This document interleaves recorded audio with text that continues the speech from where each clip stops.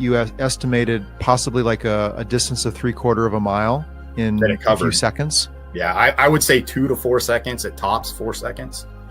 Yeah, which is a phenomenally high speed for any, prosaic drone, especially one very large in size.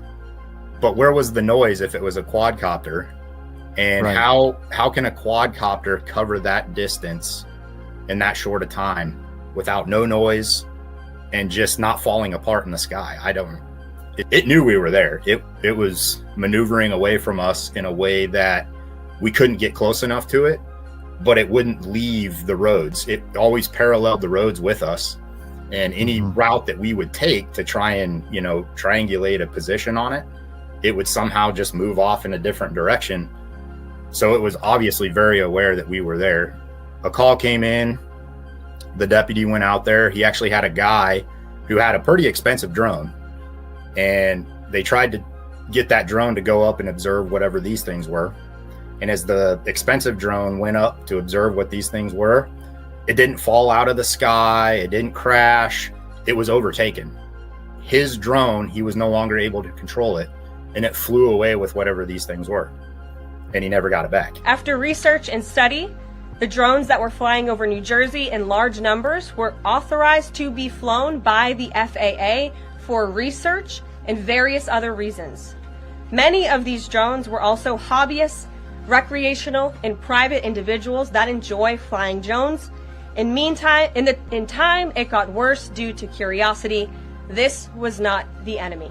And just to say that, it was just hobbyists, where'd they come from, first of all? And they showed up for how many nights in a row, every single night. And we tried to track down who had these things, because some of them were huge. Some of them were the size of my pickup truck. Right. I mean, the power necessary to move a craft of that size at hundreds of miles an hour, is pretty tremendous. And to do so night after night, to loiter for long periods in the air. I mean, these are not the capabilities of known drone craft, at least in the public or societal space.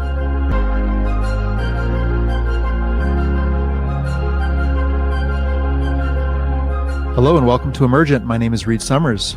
Tonight I'm joined by a special guest of the show, Chris Grooms.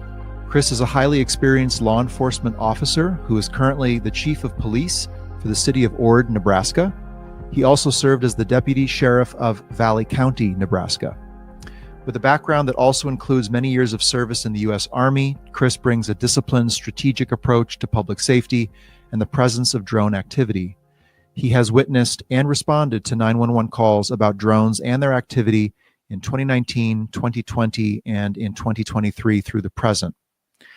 I thought today would be a great opportunity for Chris and I to talk through the recent drone-like craft enigma that seemed to sweep the United States back in November, December, and is continuing to this day, and also appeared internationally in the UK, in Germany, Japan, and really a number of other countries around the world. So we have this enigma of craft of unknown origin with potentially phenomenal flight characteristics and performance capabilities in our skies, over sensitive sites, over urban areas, with the at least former administration and now potentially current administration unable to give a credible response to the public regarding what this phenomenon is.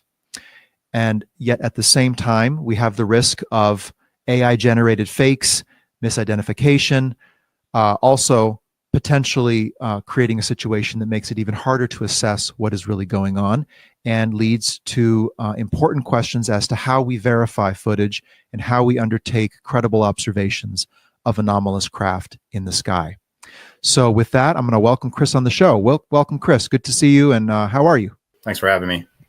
Yeah, great to have you here. And, you were one of the first to come out publicly as a law enforcement professional and provide very clear and detailed accounts of what you experienced in Nebraska toward the end of 2019 and the beginning of 2020.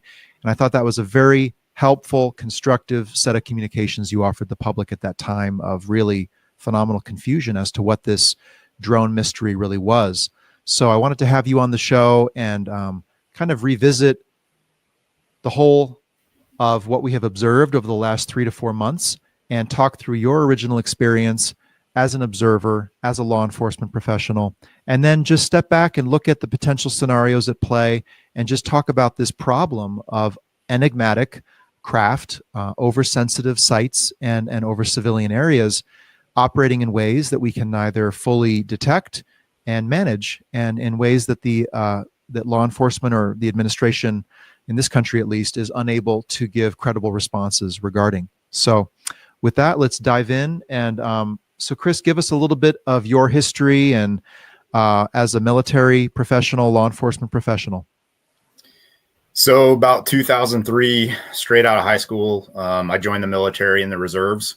And then after about a year and a half in the reserves, I went active duty, joined the infantry, went through airborne school. Then I went to the 82nd Airborne, spent about 4 years with the 82nd. And during that time, I deployed to Afghanistan and Iraq from a 240 gunner all the way up to a squad leader.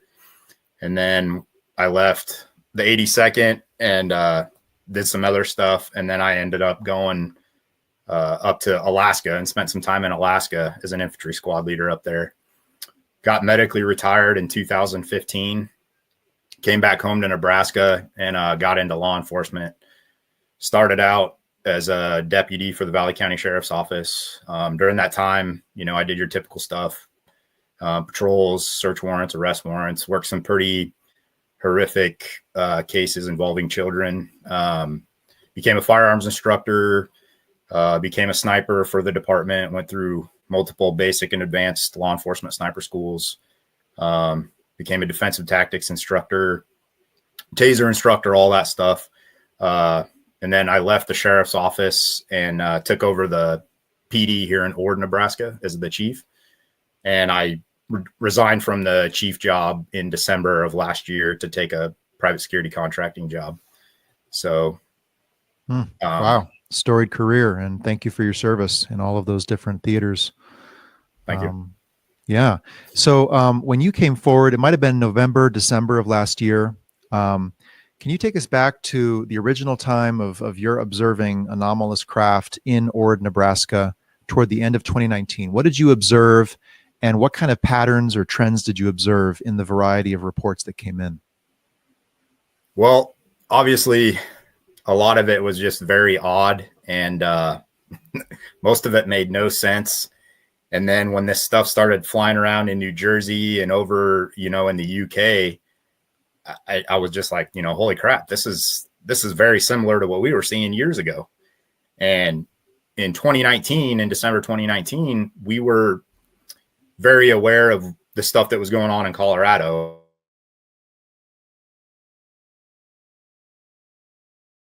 Its way to us unannounced. And it just showed up like that. It was just there.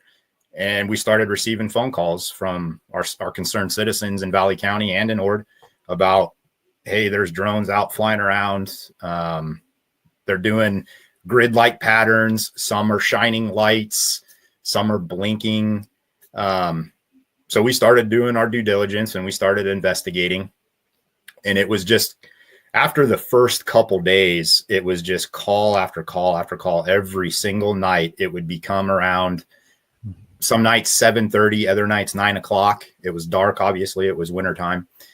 And they just show up out of nowhere. People would start calling, hey, these things are back tonight. I have 15 of them. I see 3 of them. I see 50 of them. It was all over. And when we started doing further investigations into, talking with other counties, the state patrol, other local police departments within towns, they were seeing the same stuff that we were seeing at the same time.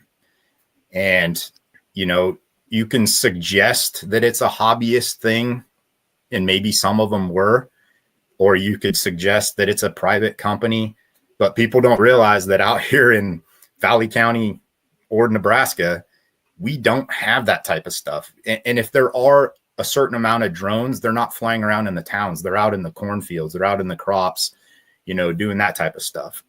And we did our due diligence. We reached out to survey companies. We reached out to the NPPD guys. We did all of that stuff. We reached out to Google and nope, that's not us. We're not doing this. We're not there. Mm-hmm. We reached out to the Air Force Base, Offutt Air Force Base, which is in Omaha. We reached out to the National Guard, the FAA, the FBI. And it was all the same stuff. Nope, it's not us. We're looking into it. But and then take us through the incident that you responded to directly with, I believe, another deputy, where you attempted to follow one of these craft and observe some kind of strange movements and patterns of behavior. Yeah, I was actually out on duty that night. I was out on patrol, but I wasn't in the area where my sheriff was. It was the actual sheriff of Valley County. He must have received a call directly from someone that said, hey, there's one of these things flying out just west of Davis Creek Reservoir, which is in our southeastern part of our county in Valley County. And he called me and said, hey, dude, I got one of these things. I got eyes on it. Can you come help me? I said, yep, sure. So I started heading south towards him. And Highway 11 is one of the main highways that runs through our county.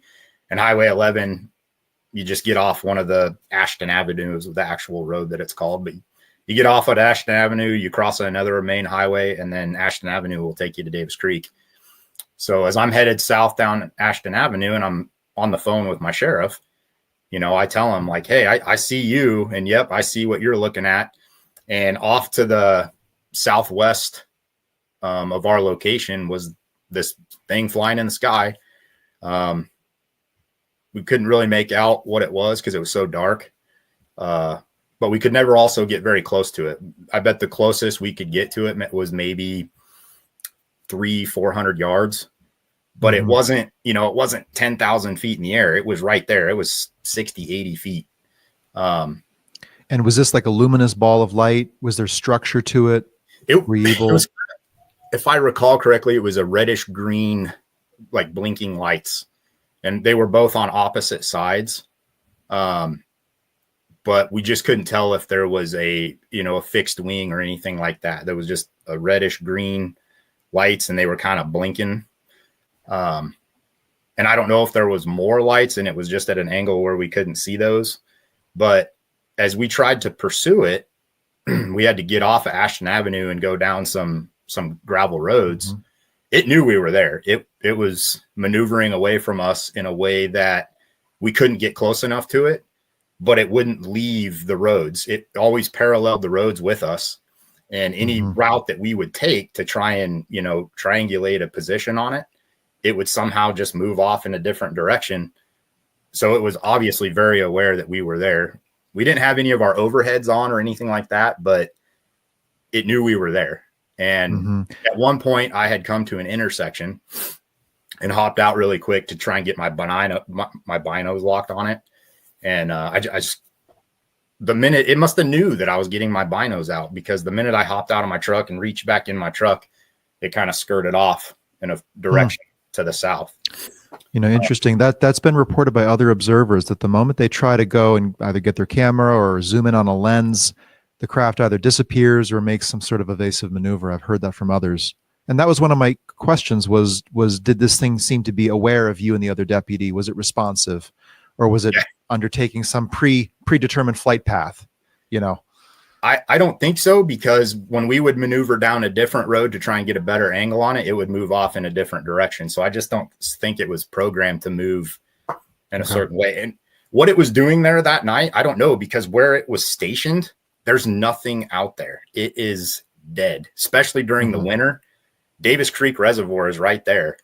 But beyond that, you got a few minor houses out in the middle of nowhere, but there's nothing there. There's nothing. So and at what moment did you really realize this is an abnormal type of craft? Because a drone at night, I can imagine lights on, you may not be able to observe the structure either. What about this made you think immediately, okay, this is anomalous? Well, just by the way that it wanted to stay away from us. I mean, if say it was a survey company out here doing some type of grid work or something, if it knew we were there, it would have just kept doing what it needed to do. Obviously, right. If it was a hobbyist, where were they at? I mean, Valley County's not flat. We have hills out here But when it's so dark like it is, you can see forever in all directions if there's lights or vehicles. And just to say that, oh, it was just hobbyists, where'd they come from, first of all? And they showed up for how many nights in a row every single night. And we tried to track down who had these things, because some of them were huge. Some of them were the size of my pickup truck. And at the time I drove. And how were you able to assess that size? Well, first off, they weren't very high in the sky. They weren't 3,000 feet up. Some nights they were 60, 80, 100, 150 feet, I think about was the highest level that I personally witnessed. And you could tell whatever it was that it was huge. It was just big, whether it was a big ball of light in the sky. Now, could that have light been making it seem that big because the light was so powerful? Of course, I don't rule that out. But when I'm witnessing something in the sky that's fitting a large description, and then I have multiple witnesses that have no idea what I'm seeing, an hour and a half later, witness the same thing 10 miles away from me, it makes, it's corroboration to me. So, and in one case, you had some points on the ground you could triangulate the craft with. I think there might have been a water tower or some other building that you were kind of able to use to gauge distance.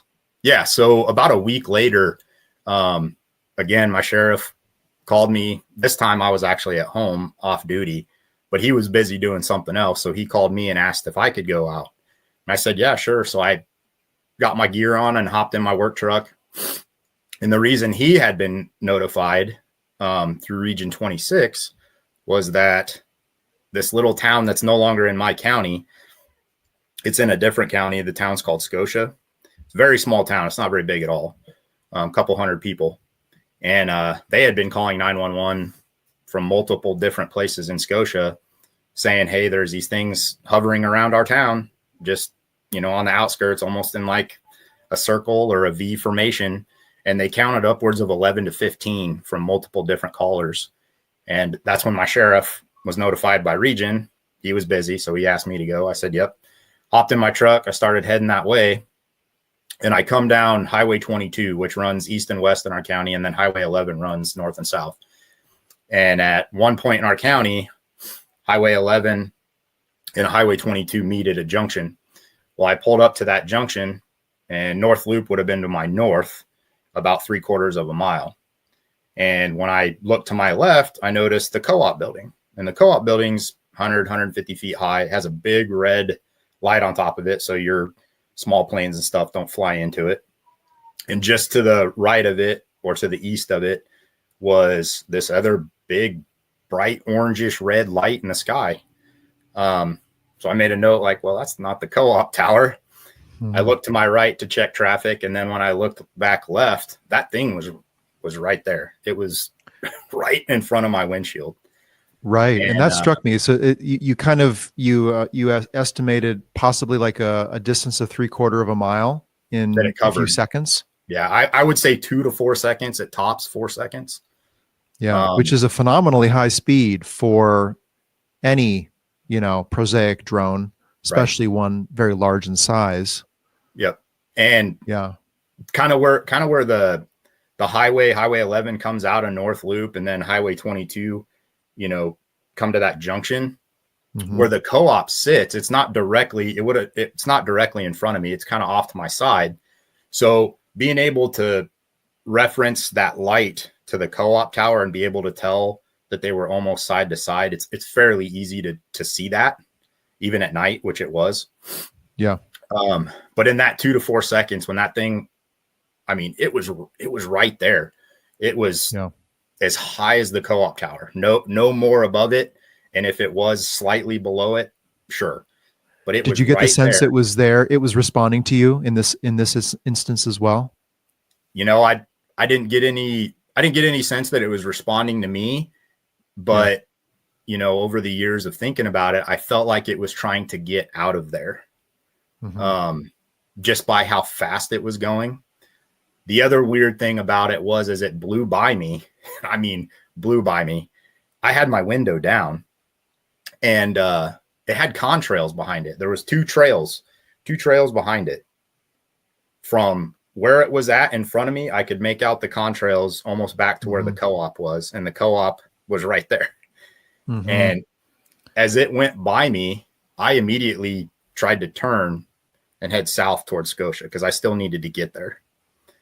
And as I turned to head south and it was flying south, it was gone. It was there, I don't know, maybe a couple more seconds, but my line of sight from where I was at to where it would be able to disappear over the horizon, over the sandhills, that's 6 to 8 miles right there.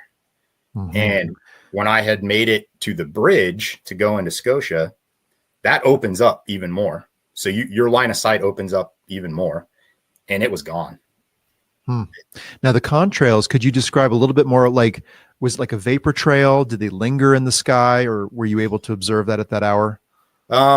They didn't stay very long, because when I had left Scotia to come back and start heading back towards my house, they were gone. There was no more contrails. But in the moment that it blew by me, it seemed like it was a vapor. Okay. Interesting. And from your knowledge in military settings, two contrails like that, is that indicative of a quadcopter style motor or a fixed wing? Well, how might you interpret that? I mean, it could be, but where was the noise if it was a quadcopter? And how can a quadcopter cover that distance in that short a time without no noise and just not falling apart in the sky? Because it wasn't at 20,000 feet. It wasn't at 10,000 feet. It was right there. It was 150 feet. Without sound, or with minimal sound? No, there was no sound. There was no that quadcopter sound. There was no turbine sound from a prop or anything like that. And then it was that reddish orange, and it was the light was big. It was very big, reddish orange. I estimated that light size from this end of the light to this end of the light was probably about the size of my pickup truck, which was that Ram 1500. Yeah. And were there any kind of electronic interference that you experienced inside your vehicle or with, radio communications to others? Nope. We never experienced any electronic malfunctions with our radios, our cell phones. Some people say, that they have that capability to shut stuff off. We never experienced any of that. And from what I had gathered from other counties that I've talked to, their captains and their deputies and their sergeants, they never really experienced anything like that themselves. Yeah. I know there was a couple calls to service in different counties, not in ours, but in different counties that involved vehicles like stalling and shutting off. Right. And then when these things I actually sat on a plane from Denver to Reno with the chief deputy of the county in which Rachel, Nevada is situated.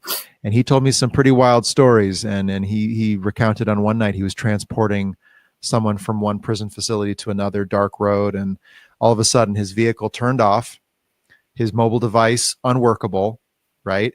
And some kind of black craft went right over the road, and out dropped an individual in some kind of black fatigue or some kind of black military, dress with a firearm. And, in his mind, he was like, wow, well, it is Rachel, Nevada. I am out in the world of test ranges and test sites. They do some pretty crazy stuff out there. Yeah. In UAP sightings as well, electronic interference is often reported. I also wanted to ask about the searchlights, because you reported how the searchlights were brilliantly bright, as if it was daylight. Yeah.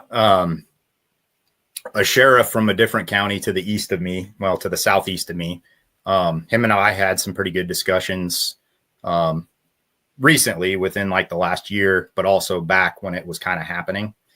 And him and two of his deputies got called to a call involving one of these things. And as they approached it, it moved away from them again, but it never moved off to where they couldn't pursue it. It stayed near the roads so they could continue to pursue it, but it would never get to where they could get close enough to it. And he estimated that thing to be about the size of his patrol truck, which was a Suburban at the time. And at one point, this thing started heading down the highway, and they hopped on the highway and started pursuing it. And he told me he had basically his Suburban maxed out and roughly 120 miles an hour, and they couldn't catch up to it. And it had moved off eventually from the highway over to a creek bed. They pulled off the highway and were going to shine their spotlights on it. And as they went to shine their spotlights on it, it shined a big, giant, bright light on them. And the sheriff told me that it was so bright that obviously they had to look away. But when he was looking to his left and his right and, you know, stunned, he said it was like daylight out. It just. Did they have any physical effects from that? Nausea, skin effects? He never mentioned anything to me, and I would assume since he didn't, probably not. But then after it like lit him up with a spotlight, if that's what you want to call it, it left. It just took off. He said that how he estimated the size of it was just, you know, that light when they were pursuing it. And he told me again, this thing made no noise. Even when it took off from their location, it made no noise. He mentioned to me also that he had called down to the Grand Island Airport, which is not a huge airport, but it has big commercial planes that fly out of Las Vegas, Mesa, Arizona. And he had asked them, hey, in this location, do you have something on your radar that you're picking up? And they told him no. But I am pretty sure that the radar at Grand Island doesn't pick up anything below 3,000 feet. So could it have been just chilling out below that 3,000 the whole night? Maybe, I don't know. But They weren't picking it up on radar. Now, the 911 calls that you received, I think you shared that the records seemed to be missing or incomplete, or you didn't have access to them. Could you clarify what happened there with the records regarding the 911 calls? So my regional dispatch, they worked with me really well to get as much as I could from what they had still. That I think in 2021 or 2022, we switched to a better system, and it basically became all computerized, and all the data from prior to that kind of got, you know, hey, we don't worry about that no more. But they were still able to get me some good calls to service for this area. Now, my local dispatch for Valley County, there is documentation there, because back in the day when I was talking to a New York Times journalist, I was able to find it and give her that stuff. Here recently, when I interviewed with Matt Ford on the Good Trouble show, I went back to the sheriff's office to request it, and they couldn't find it. Now that doesn't mean that it was taken.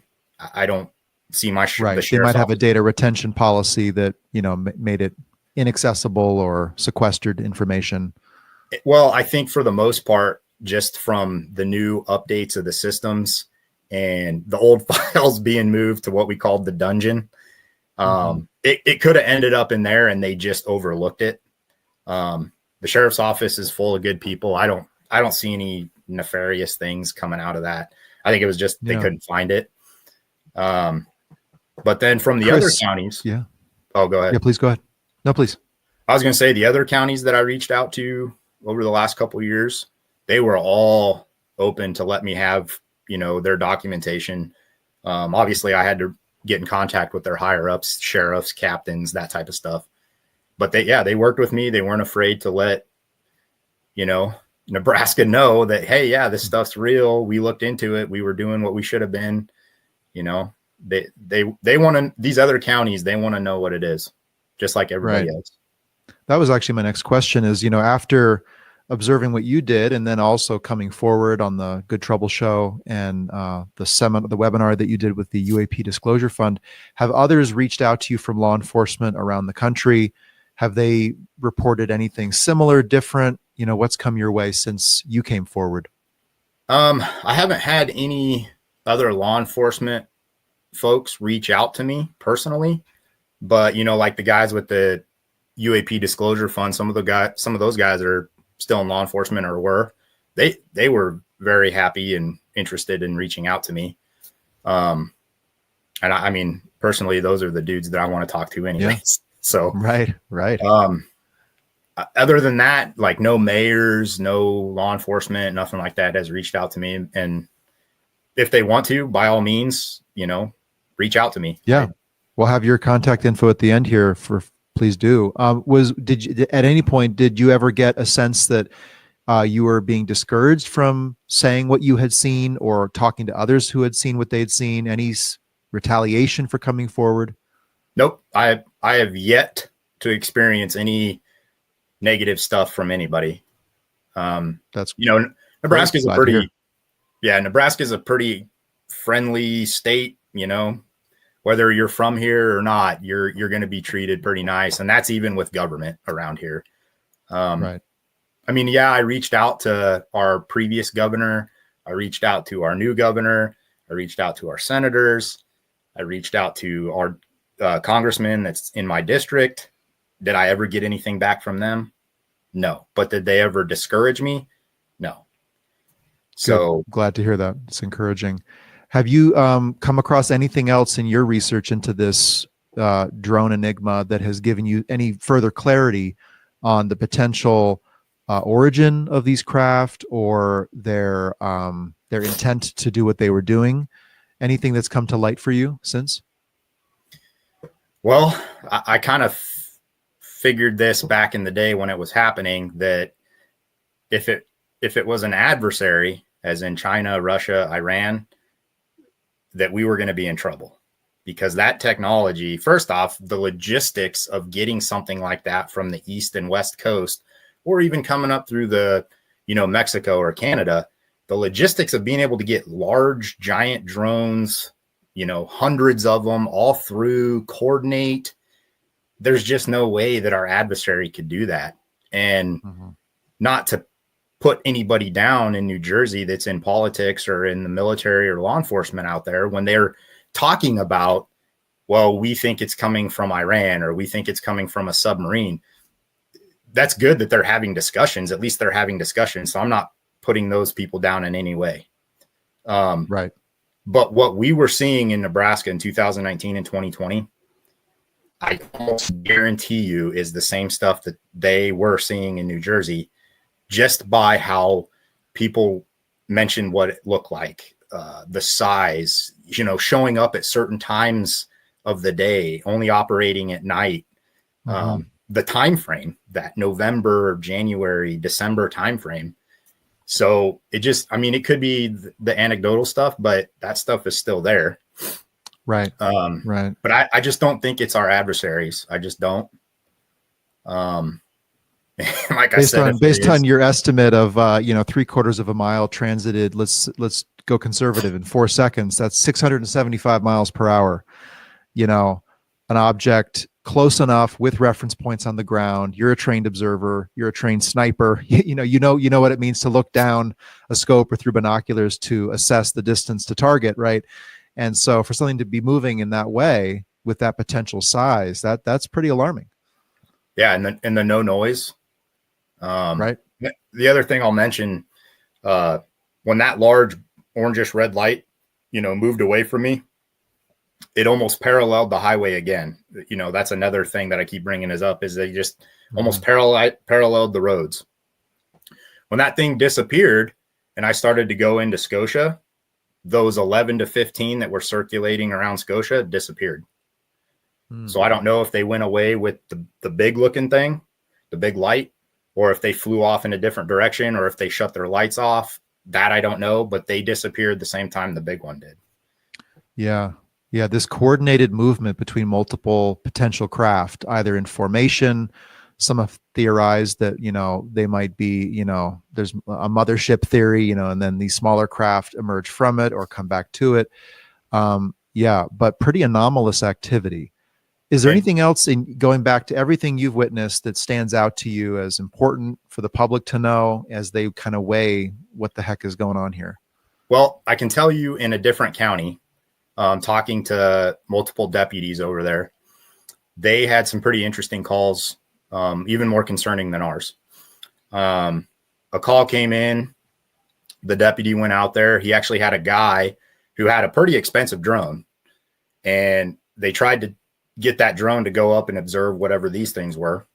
And as the expensive drone went up to observe what these things were, it didn't fall out of the sky. It didn't crash. It was overtaken. His drone, he was no longer able to control it, and it flew away with whatever these things were. And he never got it back. And people still talk about that around here today. Like some sort of capture and control system. Like they basically like it got hacked or something. Okay. And then two other pretty interesting calls that came from that county, from the deputies. One night, a deputy was called to a witness who had witnessed a wedding dress flying in the sky. It wasn't very high. It was in the shape of a wedding dress, however crazy that sounds. In this wedding dress, the witness stated that little things were going up inside of it. I thought that was just mind-boggling. Right, like a wedding dress, like they could see the fabric, they could see. Well, it just was in the shape of it. Yeah, it was in the shape of a white wedding dress hovering in the sky, and these things flew up inside of it. Yeah. And then another call that a deputy witnessed himself was not too far from one of my towns, but going into the other county. The deputy showed up, and when he got to where these things were, he witnessed these 6 to 8 objects in the sky, bright lights, and they were in a single line formation. And when he showed up, they started to move away from him.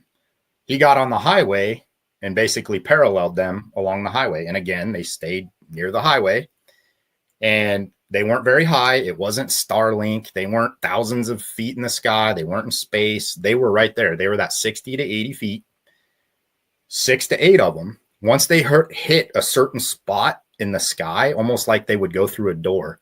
And when they went through a door, they went away. They just disappeared. Like the lights shut off in that same exact spot, all 6 to 8 of them. And he witnessed it with his own eyes. So. Wow. Okay. That sounds pretty anomalous to me. You know, you talk about unidentified anomalous phenomena. Well, that seems to fit potentially the bill. I thought, just for historical perspective, so that folks don't think, okay, this is just, in the last few months, there was a series of drone swarm incidents in 2019 in U.S. Air Force military installations here in Colorado, my home state, including NORAD and Peterson Space Force Base. And this then also appeared in a series of reported incidents in 2021 and then into 2022 at the Langley Air Force Base over a 17-day period, this swarming activity of anomalous craft. And of course, at the time, no response from authorities as to what the origin of this was. So this is not new. That's why I think your perspective is so important here. I mean, going back 5 years now, right?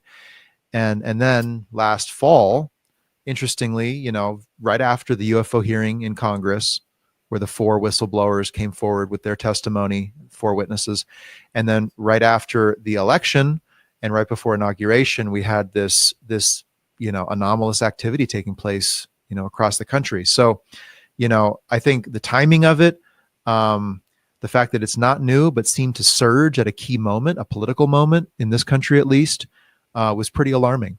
And I'd like to play back now. We finally got a statement from the new administration. Not to say it was a satisfying one, but it is a statement. And so let's hear what the administration has to say about their assessment of the origin of this drone activity, and then we can talk through that. And before I turn to questions, I do have news directly from the President of the United States that was just shared with me in the Oval Office. From President Trump directly, an update on the New Jersey drones. After research and study, the drones that were flying over New Jersey in large numbers were authorized to be flown by the FAA for research and various other reasons. Many of these drones were also hobbyists, recreational, and private individuals that enjoy flying drones. In time, it got worse due to curiosity. This was not the enemy. A statement from the President of the United States to start this briefing with some news.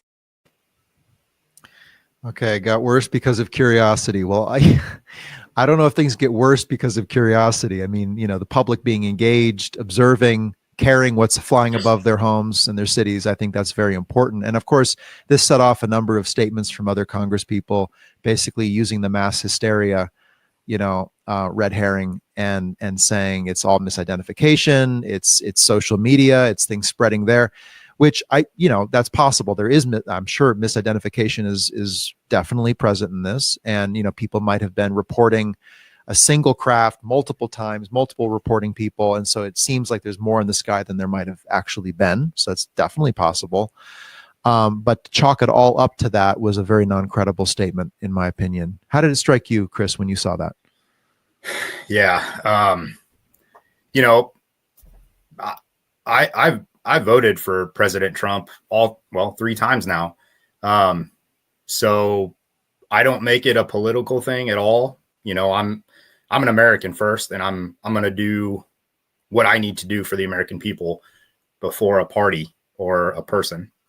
I still am a huge believer in President Trump. I still follow and believe in his policies, but we just heard Anna Paulina Luna speak here a couple days ago about the American people want transparency, and we do. So why were they not transparent with us during that statement? Now, was the President Trump and his administration given something different just to shun it away? Maybe he was lied to. I don't know.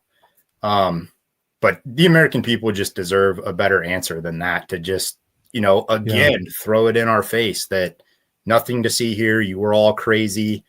Right. Public gaslighting. Yeah. And when you have very intelligent mayors in New Jersey and in law enforcement and the Coast Guard saying stuff that completely puts that away, and these gals are trained observers, you just can't continue to do that and expect the American people to believe you. Even if you're saying we want transparency for the American people, but then don't give it to us. I don't care who my president is. I will always respect them. They are there. They were elected by the people, but I'm still going to ask questions, and I'm still going to come on shows like this if I'm invited to say, come on now, you're telling us transparency. Give us the transparency. The American people, the world deserve it. We're all in this together. We're all human beings, and we deserve the truth. Yeah. I mean, one of the things this calls for, in my opinion, is a renewed focus on citizen UAP tracking. And there are technologies and platforms out there that are enabling citizens to report anomalous phenomena in the sky, and to potentially corroborate that with multi-sensor data in support of it. I'm thinking of Mitch Randall's Skywatch. Thinking of the Galileo project has some technologies deployed. The Tedesco brothers have done some great work, and I talked to them recently, and they got me on awesome. They're great. Yeah, they're in their RV going where they need to go and go into the hot spots, and they got all these sensors and different types of cameras capturing information in different wavelengths and comparing it. And I mean, this is what we need to be doing. I don't think we can rely on authority to tell us what is happening in our skies at this point. Yeah, unfortunately, I wish we could. I agree 100%. If some of these guys got to come out and do it themselves to get the government to finally come on board, then so be it. But like I was saying, it's just ridiculous that we're continued to be gaslighted and lied to. It's not right. Yeah. Yeah. So, I mean, just to step back and kind of all right, take a deep breath. What are we looking at here? We're looking at, a multi-year nationwide phenomenon of anomalous drone-like objects operating in swarms and doing so over sensitive military sites, doing so in ways that seem responsive to human observation, and interacting with each other. I talked to, the two Tedesco brothers, and they had some great insight into what they've observed over the last few years of kind of two different classes of potential craft, drone-like objects and orbs. and how the drone-like objects seem to be surveilling the orb-like objects. And I'll have them on the show in the next couple months, and we'll get the footage up and show folks what they have found. But there's very different signatures to these two different types of potential vehicles, and they seem to be interacting with each other. And this is where we go into more speculation. But in lieu of credible confirmation from government authority, what else can we do? But I think given the sweep of what we've seen in this anomalous aerial activity internationally as well, and the flight characteristics, performance capabilities that seem to suggest craft that are not hobbyist, right? That are pretty extraordinary in their abilities, it is starting to become time to talk about a potential non-human controller or a non-human technology operating in the sky. That's a long-running phenomenon as well. It's the focus of this show. So, Chris, you've graciously been willing to get on and kind of chat through some theories as to, if this is UAP and non-prosaic in origin, what might be going on? And just curious your take, as based on what you know about the UAP UFO phenomenon, how might you kind of compare that to what you've observed and what you've seen happen in this anomalous drone activity? Well, 2019, when all this stuff started happening around here, whatever was reported, whether people saw a quadcopter or some type of drone or the orbs or just big bright lights, I guess if you want to call those the orbs, I didn't really ever think anything of the UAP side of it. But over the years, I started digging into stuff, if you want to call it going down that rabbit hole, and hearing people talk like Richard Dolan, Matt Ford with the Good Trouble Show. I started to think maybe what I did see in the sky was not from Earth. I can't rule that out because I don't know. And I'm not going to be one of those guys as a former cop. If I have somebody show up to my office and they have this crazy story, I can't just be like, nope, I got to go deal with this situation over here. I got to pull them in, interview them, see if I can get other witnesses, evidence, other forms of cooperation. I have to do my job. So for me to shun away from the possibility of non-human intelligence is just ludicrous because I don't know. Now, what can I do about it? Obviously, right. I'm just a human being with a fairly low IQ. So, the Tedesco brothers are the dudes that need to figure it out, which they are. They're awesome freaking guys. And I do not rule out NHI. I do not, however crazy people want to make me out to be, I don't care because I want to get to the bottom of it. And if I have to look like the stupid guy or the crazy guy to get to the bottom of it, then so be it. I will take the lashing for the American people or for my community to get to the bottom of it. I don't rule it out at all. It's necessary speculation in the absence of confirmation with credible evidence. What else are we left to do as citizens? People are feeling surveilled themselves. These objects or craft are hovering over their backyards. They're potentially flying in ways that do cause a flight safety hazard and could be a national security or public safety risk in some way. And so, you're a law enforcement professional. That's your job, is to keep the public safe. So I respect that mindset, which is you can't just let it go and write it off. Okay, it's got to be prosaic. It's deep state, top secret, black budget tech. We don't know that. And, the government came out, at least in the former administration, saying it's not foreign, adversarial, right? It's not ours. And therefore, what does that leave you to think? Well, then maybe it's not foreign. Maybe it's not ours. Maybe it's non-human. So I think it's reasonable speculative territory to go into. And back in 2019, 2020, when the FAA was involved with the FBI, they were saying that they don't know what it was and that's not ours. That's out there. You can go find that and read about it. Right. So, like the Tedesco brothers talking about the orbs and the drones, we did have drone incursions here, but we also had the orb stuff. We also had the bright lights in the sky, and they weren't planets. I get tired of that stuff because we did our due diligence. There was nights that we found out what people saw was misidentification. Yeah. They saw a commercial plane at 20,000 feet. They were seeing the star Sirius. They were seeing that type of stuff. We were able to figure that out, but not every single one of them was that. And it wasn't hobbyist drones, because where I'm located, we don't have that. And 100 miles from my location, the same stuff is being seen. Now you tell me what type of hobbyist can coordinate that type of stuff every single night and not have a form of law enforcement find something. And nothing was ever found. Yeah. So we'll have the Tedesco brothers on to kind of show some footage that differentiates these craft and demonstrates the orb or, spherical nature of their structure, because I think folks do need to see that.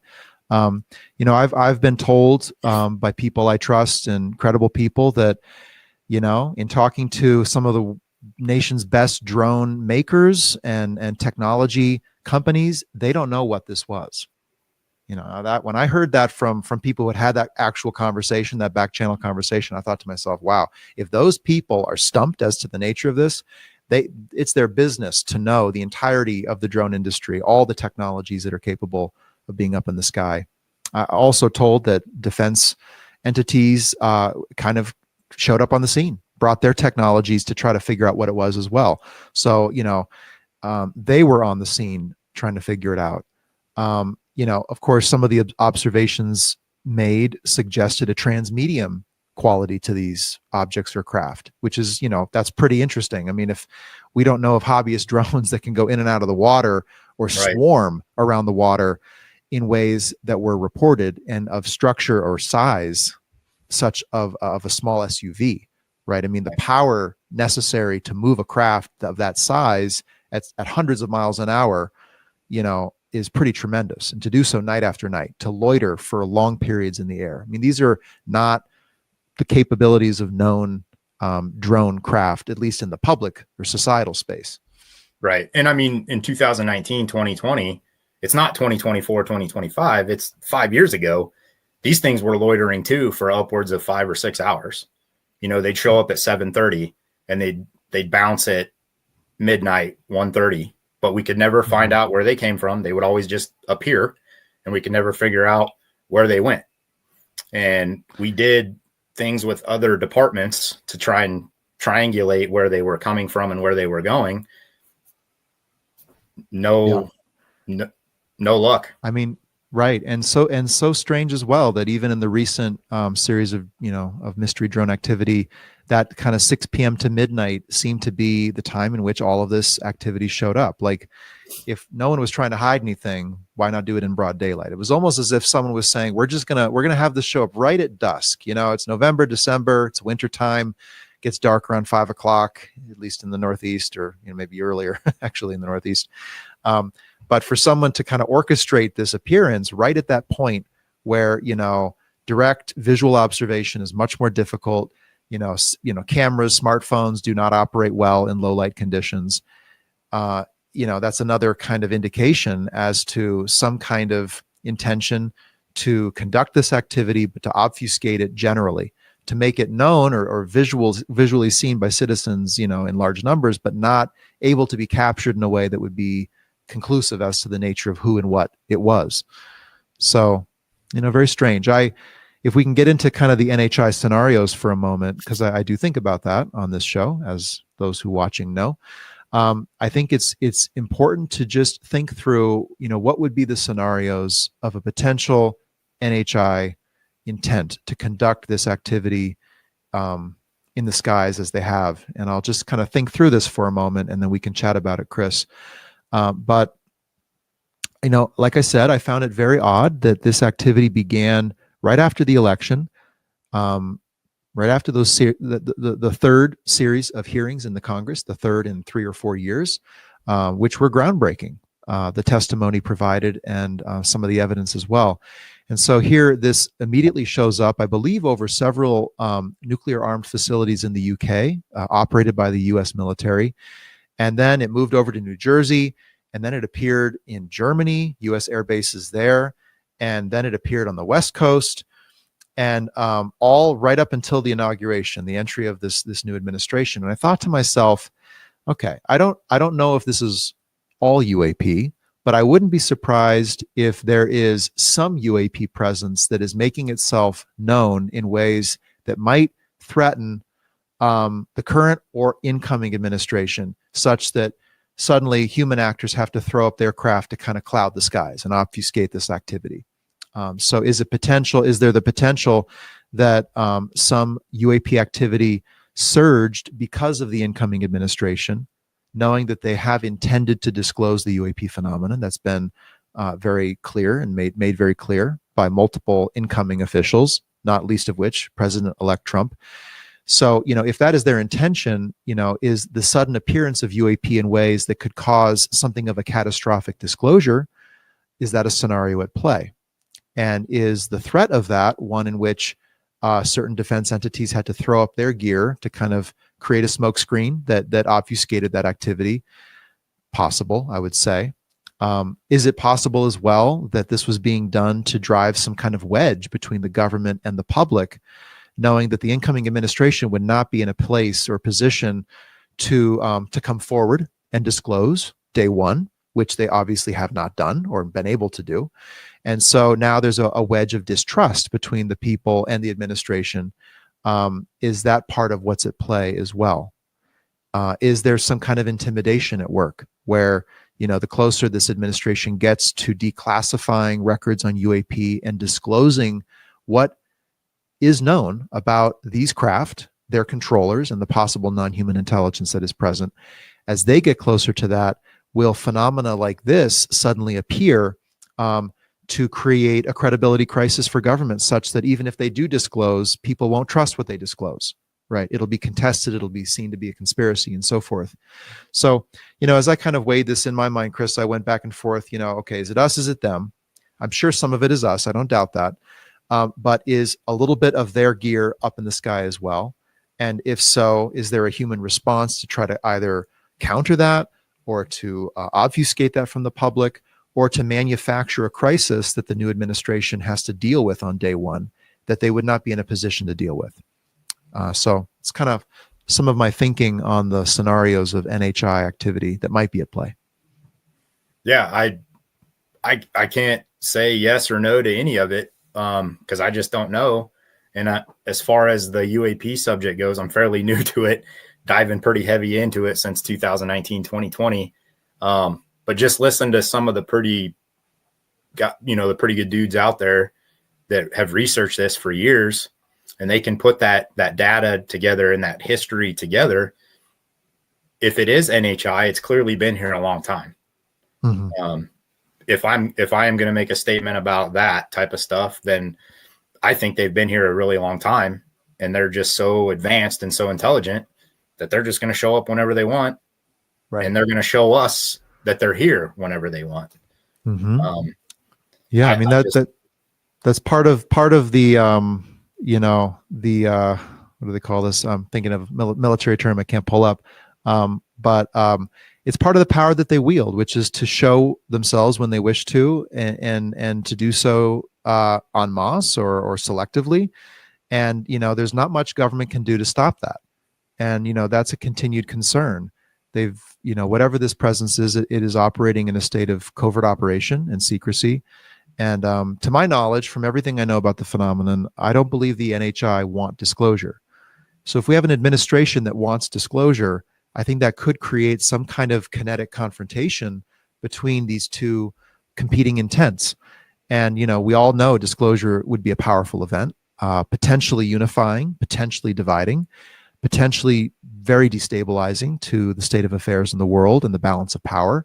So, it's not a neutral event. It's not a kumbaya moment. It's disclosure has the power, I believe, to do really important things, but also to do really damaging things, and ultimately to create conflict, possibly on a scale we haven't seen in a long time. So if we're getting close to that moment, I think it's time for involved people to be acutely aware of where this activity, potential UAP activity, appears, around what locales, what sensitive sites. Is there a nuclear connection? Is there a geopolitical connection? I'm thinking embassies. I'm thinking places of military equipment confluence that might be used in some sort of human confrontation, for example, in Ukraine. it's time to really vector in to understand UAP activity situationally, not just broadly and globally, to understand the nature of how this potential non-human intelligence is responding to events on the ground and might be attempting to shape them, either for their ends or for the ends of some human player that has not revealed itself. So, I know this is speculative for some, and but in my view, it's responsible speculation because there is a non-human intelligence force operating in our world. They are part of the picture now, and so we have to be asking ourselves, in what part are they playing in a given set of unfolding emergent situations like we had with this recent set of drone incursions. Yeah, unknown territory.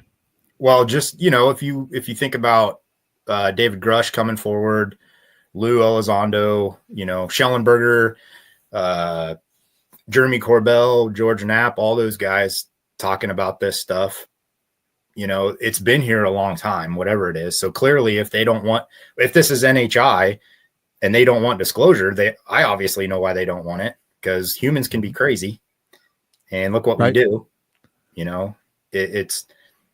I wouldn't want disclosure either if I've been here hundreds of years. I'd want to stay in the dark. Mm-hmm. And when you think about like a reconnaissance, I don't believe they're doing reconnoiter on us, because when you do reconnaissance, you don't want to be known. You don't want to be seen. You live on if you're going to be somewhere as if you were never there.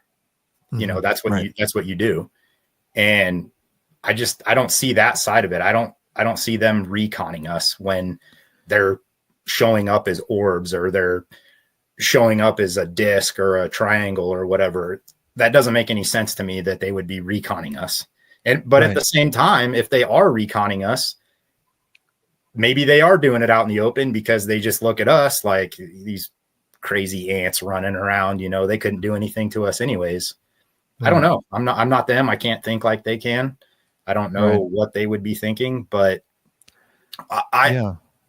if they've been here all these years and they don't want to be known, I can see why. I'm in a foreign country doing whatever it is I'm doing, and I know the people that we're there dealing with could become potentially crazy and violent. I'm not going to want to be known. I'm going to want to stay hidden and do whatever I need to do, whether it's a military operation or a peacekeeping operation. You still try and stay away from the crazies when you're doing what you're doing. Right.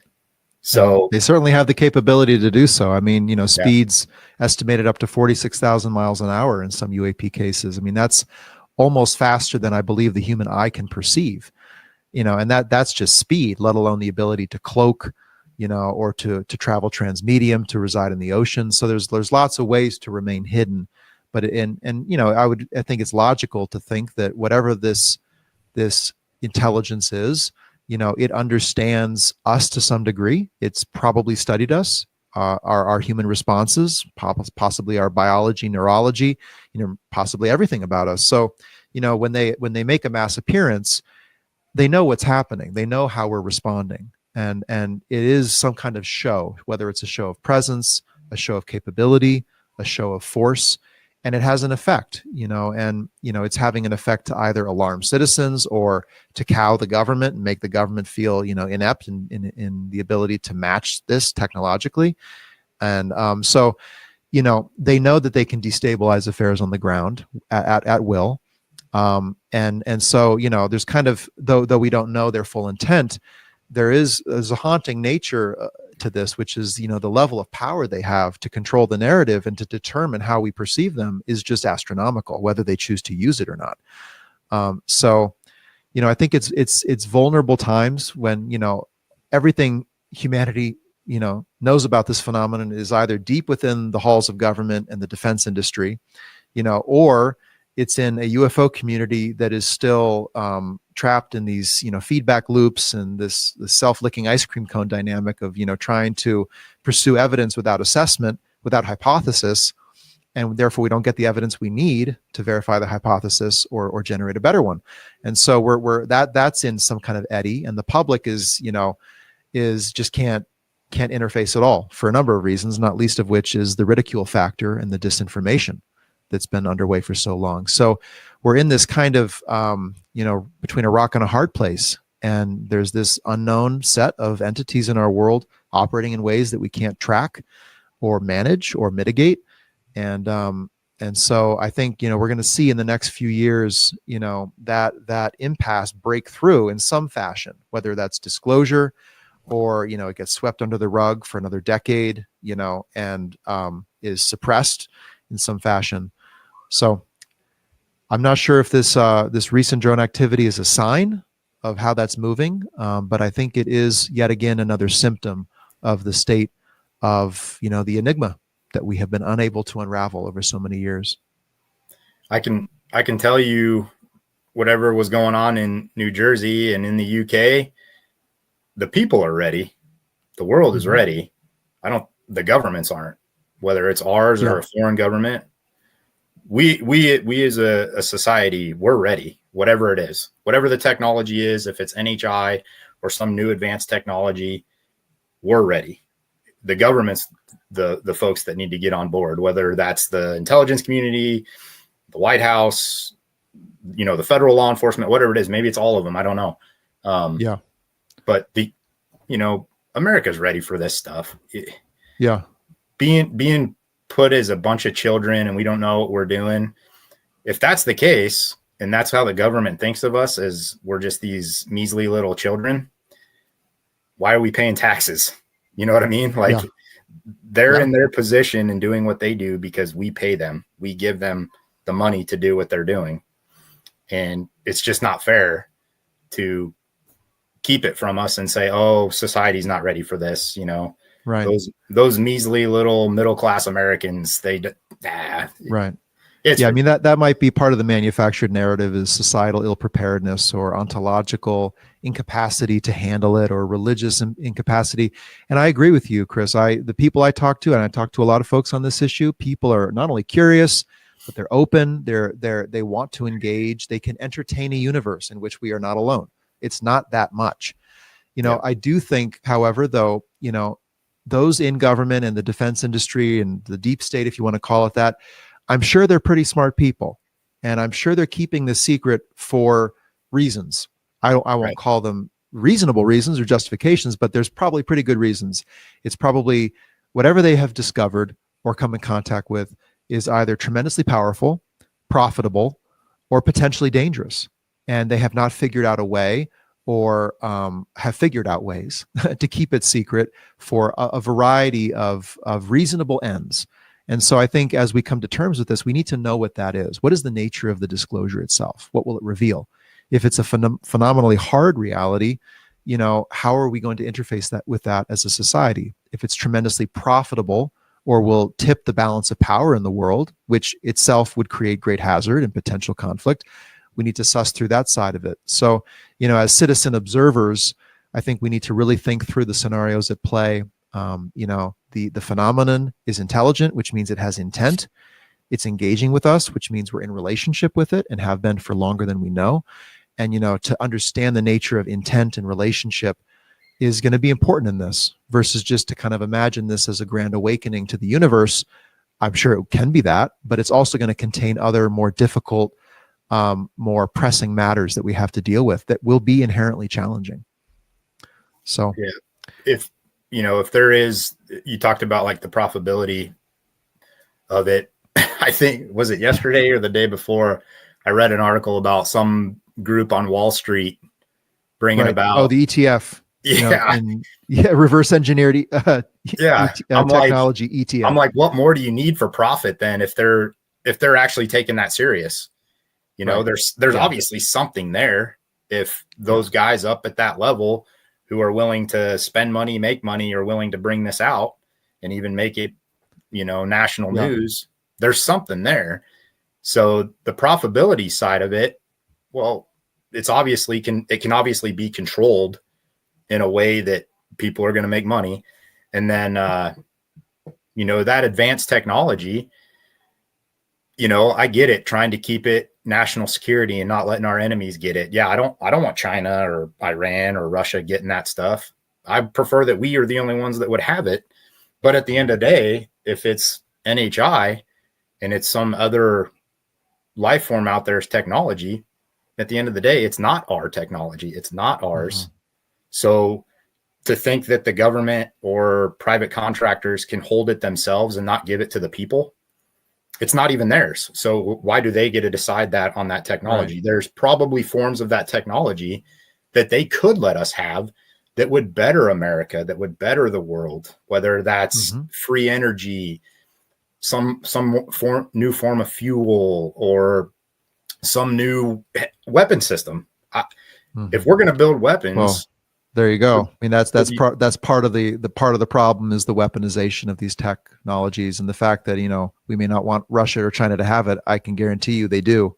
Yeah. And, you know, and at the end of the day, if we are the only ones that have it and we are building it for, you know, weapons, eventually it is going to get out to the other countries, because look at the nuclear arsenal. Look at, we build something and 5 years later, Russia has it, or we build something this year and 10 years from now, China has it. It's eventually going to get out. So I can see that side of it, but to just keep it away from the people, where some forms of it could be used by everyone. Yeah. I don't know why that's kept in the dark. I just don't. Right. Yeah. Well, I'm sure they have their reasons, not that we would agree with them, but, you know, it'll be a real trying time. It'll test our ability to stay unified in how we engage with the reality and manage, you know, the responsible, ethical, equitable use of these technologies of non-Earth origin. And it'll test our proclivity towards conflict and competition and the bid for supremacy. You know, we live in a multipolar world of competing superpowers who do not agree upon each other's worldview or set or even their kind of like ethical, moral foundation for how to govern their citizenry. So, you know, it's a really challenging scenario. It does make me question the NHI. You know, what are they doing in the world, potentially depositing these technologies in ways that will inevitably be weaponized? You know, do you drop a potentially dangerous tool in the sandbox of children, and then, you know, watch what they do with it, and you know, allow them to potentially take that to scale of a weapon that could be used against a whole other nation? I don't know. That's questionable. Yeah. I get that side of it. I do. That's just kind of what America's been doing for a long time now, is building weapons out of any new technology, figuring out ways to make ourselves more dangerous to our enemies. I could see where that could be a very scary thing for a lot of people. But, you know, just going back to that technology side of it, just think what you could do if you had that new free energy that everyone could have at any time. Think of all the innocent people out there that have nothing, and you could give them something to better themselves.